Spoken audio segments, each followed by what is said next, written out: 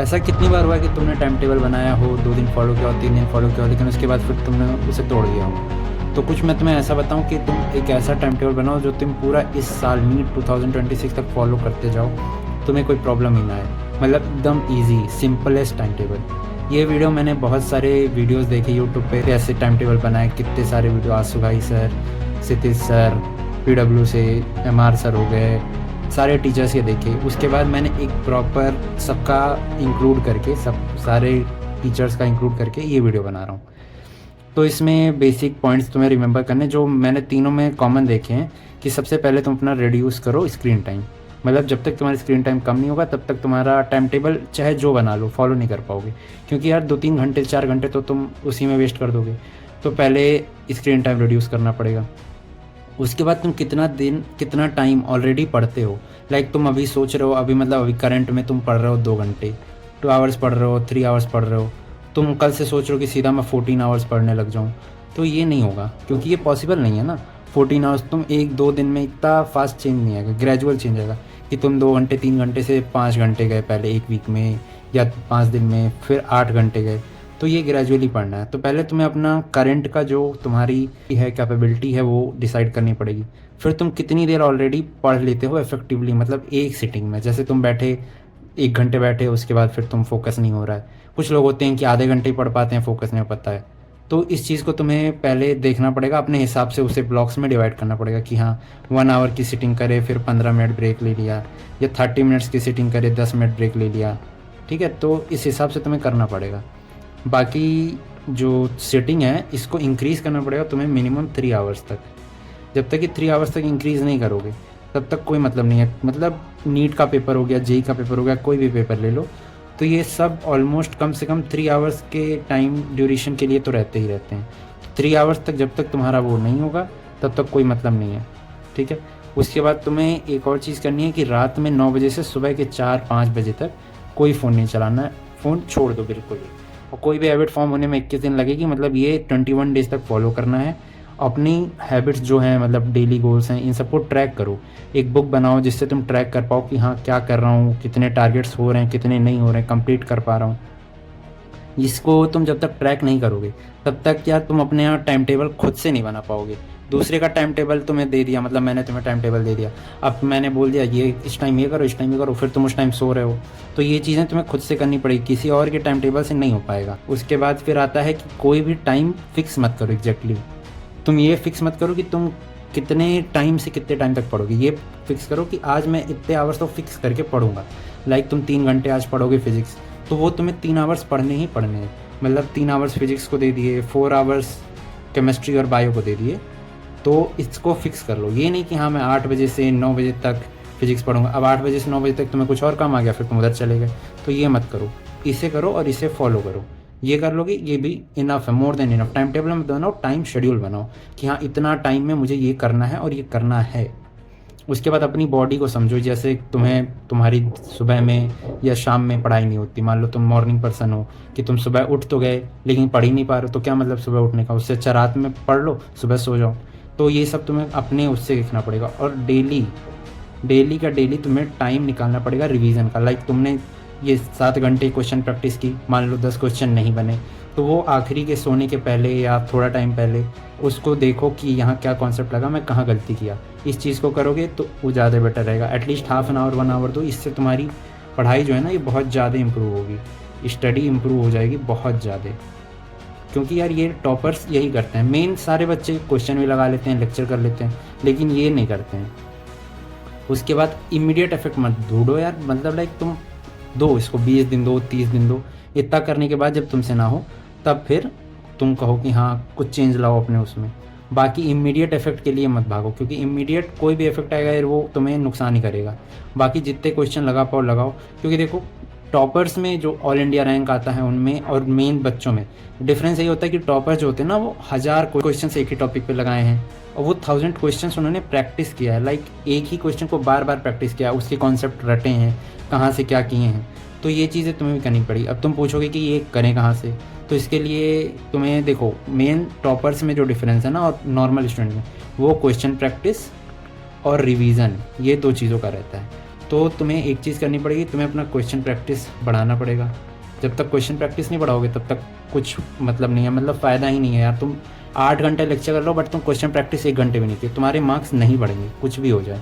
तो इसके लिए तुम्हें मैं बताता हूँ, मेमोनीट पे मैंने देखा है कि 44,000 प्लस क्वेश्चंस, ठीक है। तुम्हें वहाँ पे 44,000 plus questions, notes, revision, DPP सब मिल जाती है। बात आती है क्वेश्चन प्रैक्टिस की, और क्वेश्चन प्रैक्टिस के लिए मैं जब मेमोनीट यूज़ कर रहा था तो मुझे मेमोनीट पे मिले 44,000 क्वेश्चंस, मतलब इस पे 44,000 प्लस क्वेश्चंस हैं जो कि नीट सिलेबस के बेसिस पे हैं। और यहाँ पे इस बार के पेपर में भी इनडायरेक्टली ले लो या डायरेक्टली ले लो, और 170 क्वेश्चंस के प्लस में जो है वो सीधे सीधे यहाँ मेमोनीट का जो क्वेश्चन बैंक है उससे क्वेश्चन आए हुए हैं।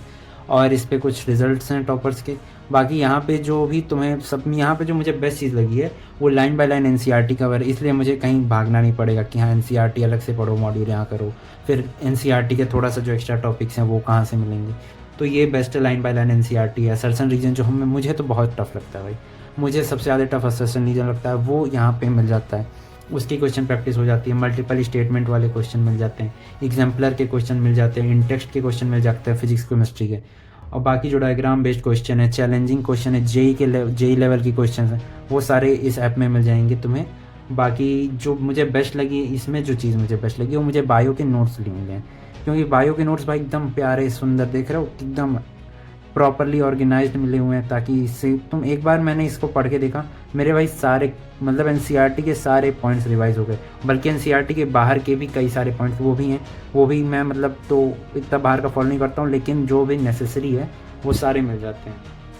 ऑर्गेनिक के नेम रिएक्शंस हो गए, कॉन्सेप्ट बिल्डिंग क्वेश्चंस हो गए, जेई के क्वेश्चंस हो गए, वो सब मिल जाएंगे।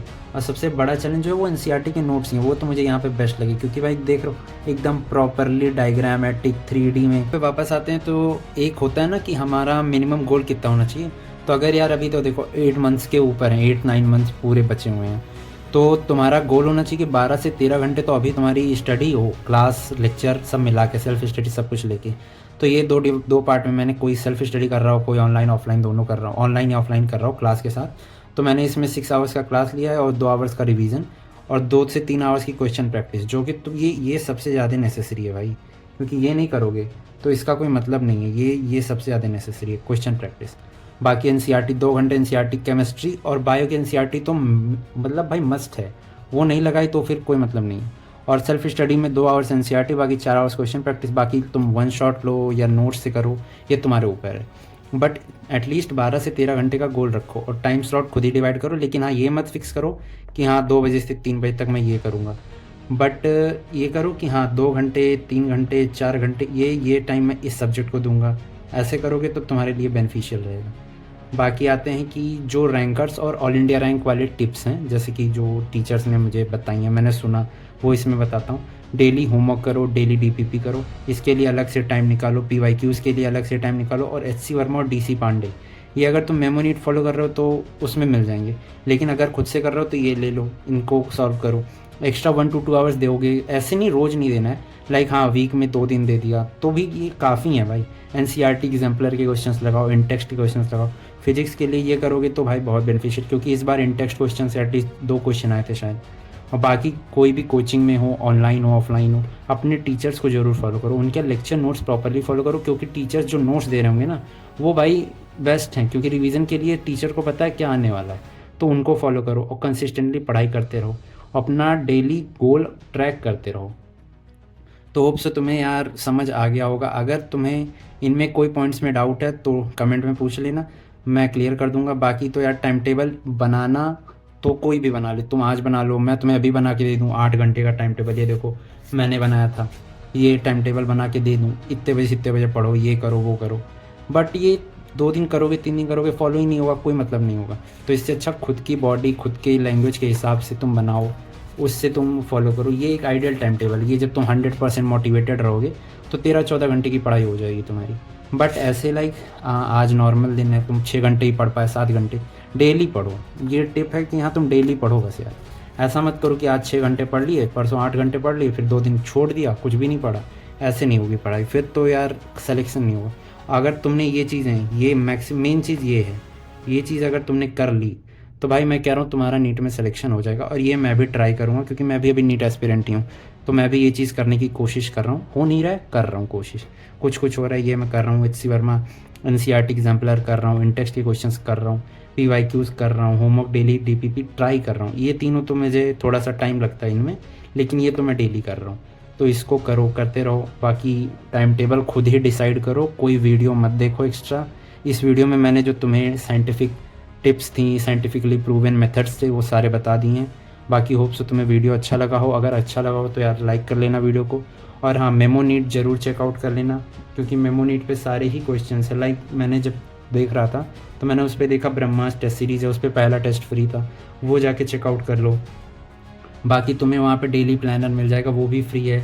डेली प्लानर जब ले लोगे, मतलब डेली प्लानर वो तुम्हारे हिसाब से तुम सेट भी कर सकते हो, फ्री है वो। और जो भी फ्लेक्सिबिलिटी अपने हिसाब से उसमें ला सकते हो। बाकी एक बार ट्राई ज़रूर करना मेमोनी टैब को। मिलता हूँ मैं तुमसे नेक्स्ट वीडियो में, तब तक के लिए बाय बाय।